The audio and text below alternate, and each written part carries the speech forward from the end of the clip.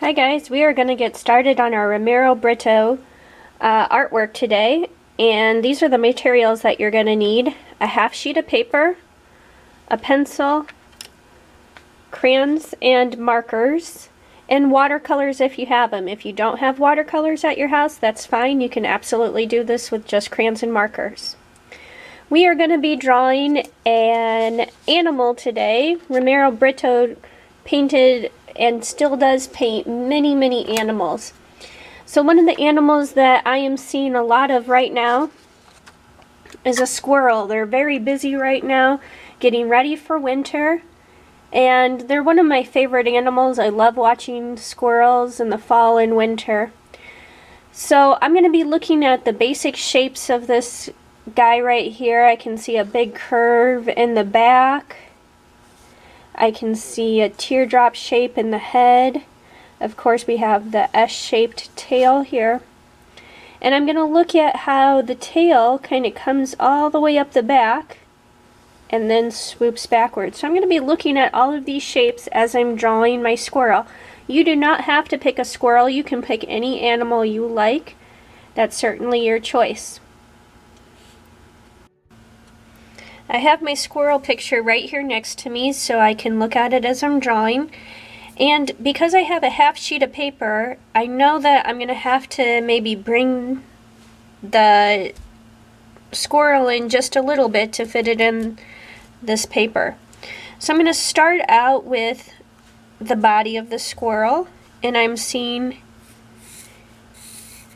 a pretty big oval shape there. So very lightly on my paper, I'm going to draw an oval shape, and that gives me the curve of the body.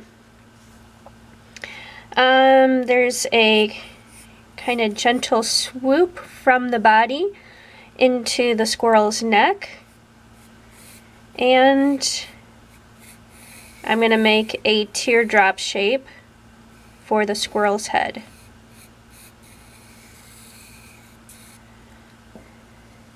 I'm not worrying about my lines being perfect right now. I'm just getting my shapes the right size and everything in the right proportion. So I've got the two main body parts here, and I'm also going to work on that tail. Like I said when I looked at the picture, the tail touches the body and comes all the way up. So I'm going to start the tail coming right off the squirrel's back.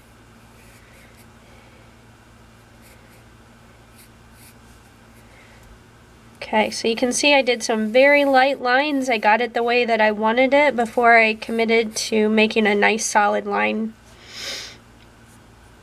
The tail is going to continue all the way down to the bottom of the oval.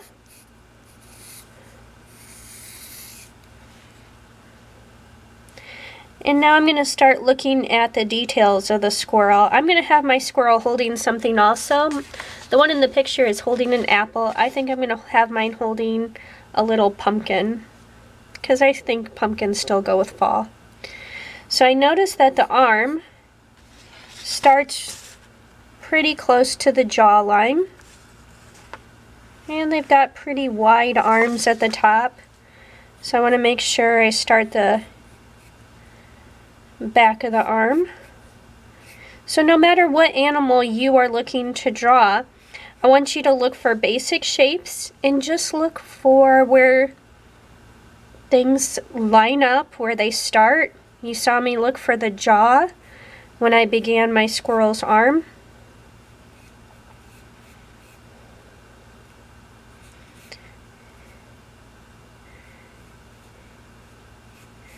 And he's got these long fingers.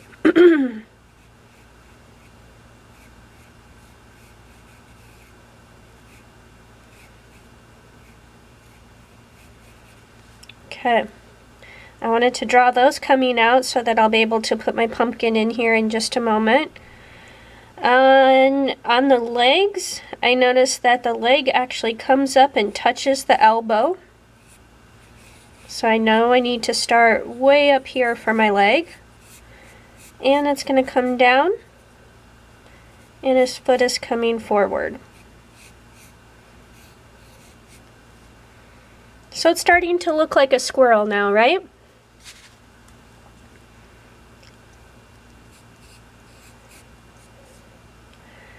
I can see the foot on the other side also. And I think I'm going to place my pumpkin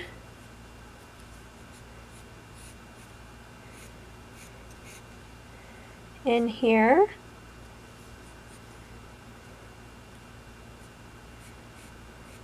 Let's see.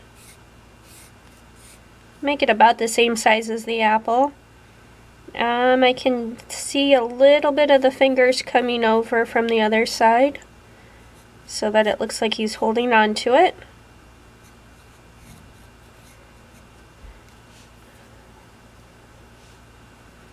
Okay. Now just have to put my details in. I notice that the ears start on the head, not on the top of the head. And I can see some of the ear on the other side. Of course, they have those big eyes.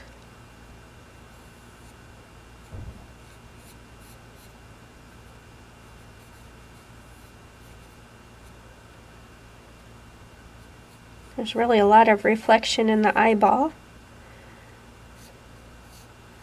And a little nose and a little mouth.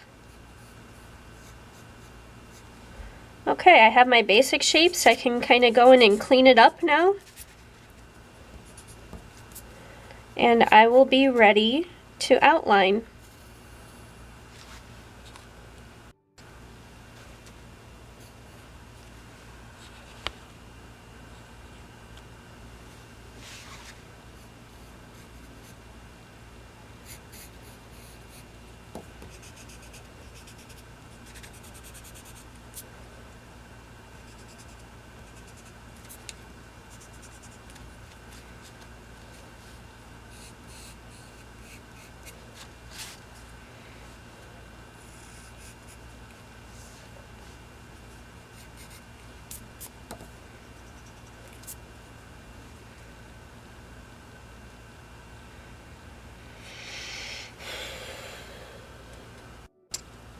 If you are planning on using watercolors, I want you to outline with crayon. That way you don't have to go back and outline areas to try and keep the paint where you want it to be.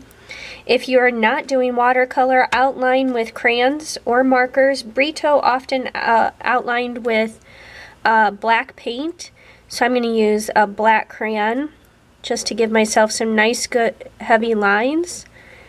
And this will allow me to use any color that I want and still have the shape stand out.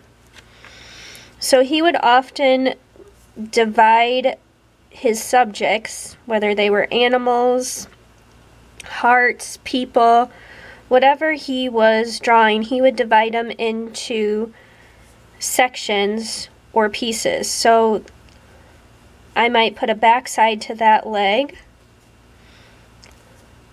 Even the arm, I think I'm going to make sure I have that closed up at the top. If I wanted to, I can divide up the body of the squirrel. So I have two different sections for that too. So divide up your animal the way you want to, so you can have more than one pattern on your animal.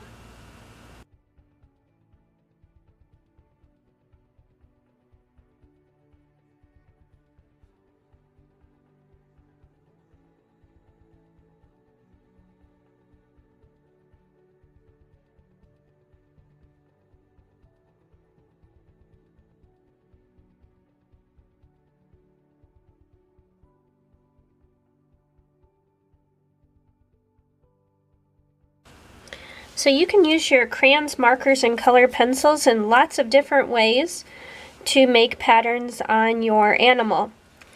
One of the ways that I like to do is I like to take a light color marker, so I'm using yellow,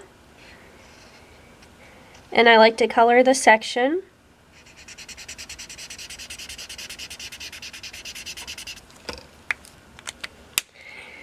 And then I can take my crayon and I can add pattern on top of that. So you can be creative as you want with your patterns. You saw a lot of different stripes, stars, polka dots, lines in the Britto paintings. And you can always use more than one color. I think for my squirrel here, I'm going to use warm colors on my squirrel, and then I'm going to use cool colors in my background to really make it stand out. So I will be doing a background, and I can divide that up too. And I can just make some lines going in different directions. Maybe they kind of look a little bit like branches. I want my lines to be nice and solid. And you can decide how many you divide up. Another thing I can do is I can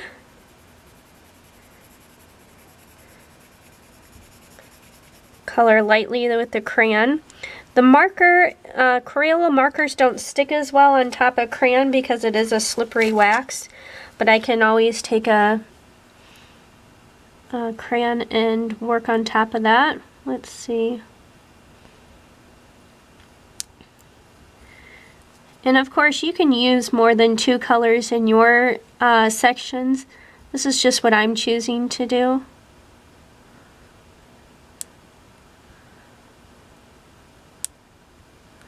You can make yours as colorful as you want.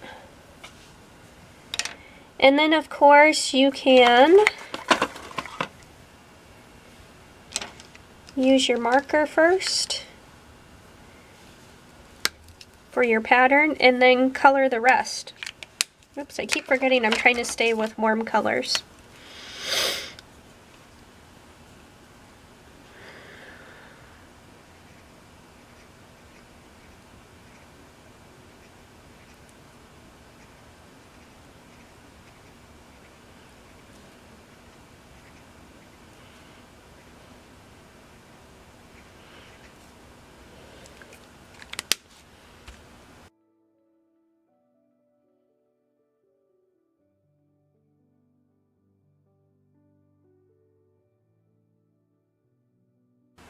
I've got a couple of sections here that I'm ready to watercolor. So the first thing I'm going to do is I'm going to add a little bit of water or soften the colors that I'm going to use, and I'm going to try and stick with warm colors. So I'm just going to put 2 or 3 drops of water on those warm colors. And of course, because it's wax, as long as I have plenty of water here, so I think I might paint the shape with water first so that my paint doesn't stick to the wax. As long as I have plenty of water, you should still be able to see my pattern very clearly underneath my paint. So now I'll start with my paint.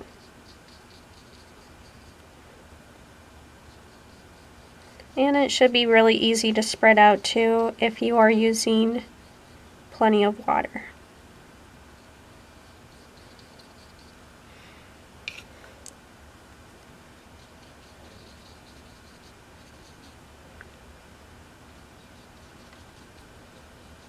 Just a little bit of orange in there.